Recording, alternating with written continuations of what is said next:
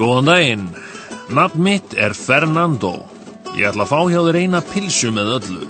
Eina pilsu með öllu? Þetta má enginn vita. Ha! Góðan daginn.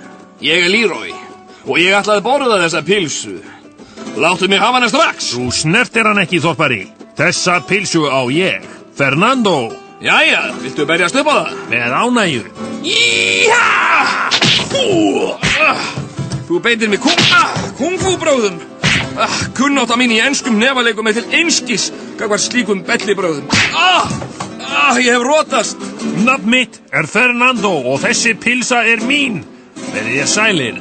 Já, bless, og verið þér að góðu, Fernando. Ha, hann horfinn. Padre mío, Dios de la tierra y el cielo.